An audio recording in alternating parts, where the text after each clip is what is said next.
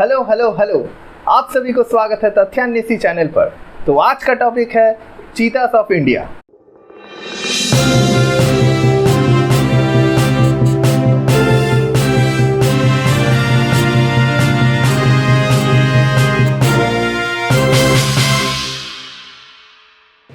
सत्रह 7/2022 को हमारे प्राइम मिनिस्टर नरेंद्र मोदी जी का जन्मदिन था।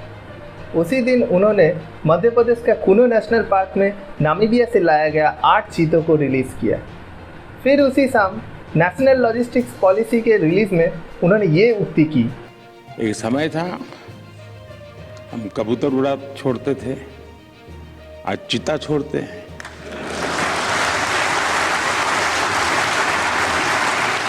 वैसे इस लाइन का बहुत डीप मीनिंग है, लेकिन अगर इस बात में हम टॉपिक लेके जाए तो वो भटक जाएगा। तो बैक टू द टॉपिक। 15वीं सेंचुरी तक एशियाटिक चीता के तादाद एशिया में बहुत अच्छा था, लेकिन इसके बाद चीतों का शिकार भी होने लगा और इनका डोमेस्टिकेशन भी होने लगा। अगर हम अकबरनामा में गौर फरमाएं तो पता चलेगा कि अकबर के टाइम में मुगलों के पास चीता का पूरा फौज हुआ करता था। इन चीतों को प्रशिक्षित किया जाने के बाद हिरन शिकार में इस्तेमाल किया जाता था। वैसे चीतों का ट्रेनिंग के साथ इंडिया का पिंक सिटी जयपुर का बहुत गहरी ताल्लुकात है। जयपुर में चीतों वालों का मोहल्ला और निज़ाम महल 18वीं सेंचुरी में चीतों का ट्रेनिंग का एपिसेंटर था। महाराजा सवाई जय सिंह प्रथम के शासन में अफगानिस्तान से आए हुए खास ट्रेनर वाजिद खान भी यहाँ रहा करते थे। फिर 1914 में जयपुर में चीता एक्सटिंक्ट हो गए। तब महाराजा सवाई द्वितीय मधु सिंह जी ने उस समय के इंग्लैंड से 2 चीता लाए जयपुर में। उनमें से एक चीता 5 साल बाद ही मर गया और दूसरे वाले चीता को रामनिवास बाग में रखा गया था, जो 1931 तक जिंदा था। इसके बाद इंडिया में चीतों के तादाद दिन प्रतिदिन घटते गया और खासकर पराधीन भारत में चीतों की सुनहरी खाल की वजह से उनका बहुत शिकार किया जाने लगा। और अंततः उस समय के मध्य प्रदेश के कोरिया रियासत के राजा रामानुज प्रताप सिंह देव को जब उनके प्रजा आके शिकायत किए कि कुछ जंगली जानवर आके आदमियों और मवेशियों को मार रहा है, तब राजा साहब 3 चीतों को मारते हैं, जो कहा जाता है इंडिया का लास्ट 3 एशियाटिक चीता था। इसके बाद भारत सरकार 1952 में एशियाटिक चीता को एक्सटिंक्ट करार कर देते हैं। आइए अब बात करते हैं आखिर क्या क्या कारण हो सकता है चीतों का विलुप्ति के पीछे। वैसे तो बहुत सारे कारण हैं इंडिया से चीतों का एक्सटिंक्शन के पीछे, लेकिन मेन 4 रीजन्स है जिसके वजह से चीता इंडिया से एक्सटिंक्ट हुए। पहले तो बता दूं, चीतों की जो खाल है वो बेशकीमती है। लेदर का डिफरेंट आइटम्स बनता है चीतों का खाल से, जिसका बाजार में बहुत वैल्यू है।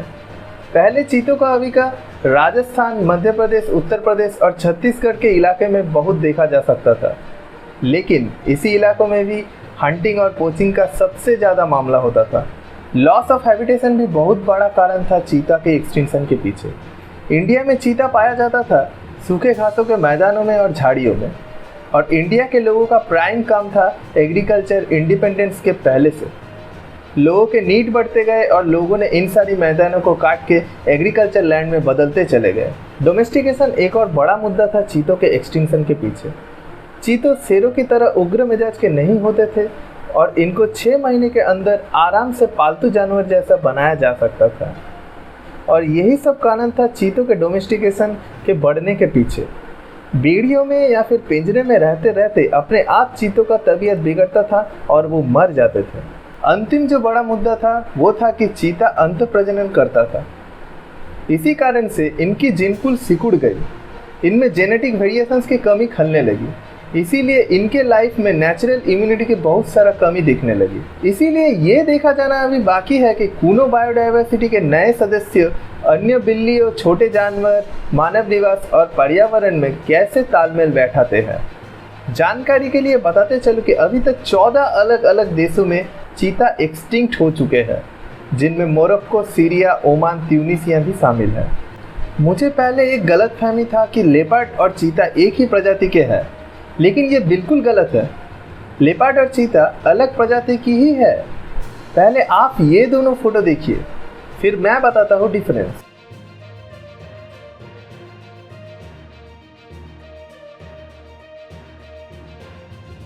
चीता के फेस पे एक ब्लैक टीयर लाइन होगा जो लेपर्ड में नहीं रहते हैं। और चीता के बॉडी में जो मार्क्स होंगे वो राउंड या फिर ओवल शेप्ड होंगे और लेपर्ड के बॉडी में जो मार्क्स होंगे वो रोज पेटल्स जैसे दिखने में होंगे। इन दोनों के अलावा चीता दिन में शिकार करना प्रेफर करता है और लेपर्ड रात में, क्योंकि ऑब्वियसली लेपर्ड को रात में अच्छा दिखता है। ओ नो, हम टॉपिक से भटक रहे हैं। 1952 में एशियाटिक चीता इंडिया से विलुप्त होने के बाद इंडियन गवर्नमेंट द्वारा बार बार कोशिश किया जाने लगा कि कैसे चीतों को वापस लाया जा सके। बहुत बार ईरान, साउथ अफ्रीका जैसे देशों से भी बातचीत चला, लेकिन कुछ हल नहीं निकला। फिर फाइनली 2022 में environment minister Bhupendra Yadav ji Kuno national park पर चीतों को रिलोकेट करने पर मंजूरी दे देते हैं। भारत सरकार का योजना था कि आज़ादी का 75वां अमृत महोत्सव पर चीतों को नेशनल पार्क पर रिलीज किया जाए, लेकिन चीतों को इंडिया पहुंचने में थोड़ा लेट हो गया। नामीबिया से जिन चीता को लाया गया है वो साउथ ईस्ट अफ्रीकन चीता है। टोटल 3 मेल और 5 फीमेल चीता आया है अभी तक इंडिया में। 16 सितंबर को नामीबिया से एक मॉडिफाइड पैसेंजर जंबो जेट में ये चीता ग्वालियर आए, फिर वहाँ से उन्हें हेलीकॉप्टर के माध्यम से कूनो नेशनल पार्क पे ले आया गया। अब यही देखना है कि ये चीता कैसे इंडिया में सरवाइव करते हैं, और अगर सब ठीक रहा तो बाद में और भी चीता को लाया जाएगा इंडिया में। अगर मैं अपना बात बताऊं तो ये होगा कि साउथ ईस्ट अफ्रीकन चीता तो आ गया है हमारे पास जंगलों में, लेकिन अभी भी हमारे जंगल में प्रॉब्लम्स बहुत है। इंडिया के जंगलों में वाइल्ड एनिमल्स के एरिया बहुत लिमिटेड है। ऊपर से गर्मियों के मौसम में जंगलों में पानी का कमी महसूस किया जा सकता है। 2017 तक अगर हम पिछले 10 सालों में देखें तो ओपन वेल्स में गिरकर लगभग 1500 से ज़्यादा एनिमल्स का मौत हो चुका है। 2020 तक पिछले 10 सालों में अगर देखें तो इलेक्ट्रिक्यूशन से 1300 से भी ज़्यादा एनिमल्स का मौत हो चुका है। और पिछले साल 2021 में 124 टाइगर्स का मौत हो चुका है, जो पिछले 12 सालों में सबसे ज़्यादा है। ऐसे ही बहुत प्रॉब्लम्स है इंडिया के जंगलों में, जिन्हें जल्द से जल्द सॉल्व नहीं करेंगे तो और भी बहुत बड़ा प्रॉब्लम हो जाएगा।